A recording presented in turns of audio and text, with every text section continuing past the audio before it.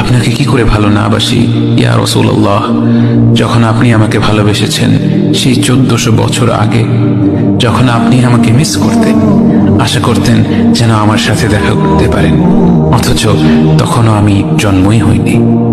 সেদিন সাহাবীরা আপনার চোখে পানি দেখে বলল, ইয়া রাসূলুল্লাহ, আপনি কাঁদছেন কেন? আপনি বললেন, আমার ভাইদের খুব দেখতে ইচ্ছে করছে। সাহাবীরা বললেন, আমরা কি আপনার ভাই নই ইয়া রাসূলুল্লাহ? আপনি বললেন, না, তোমরা আমার সাহাবী।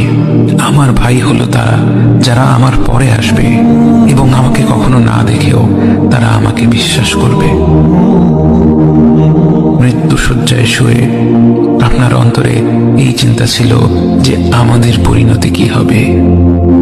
উম্মতি উম্মতি বলতে বলতে আপনি আপনার রবের নিকট ফিরে গিয়েছেন।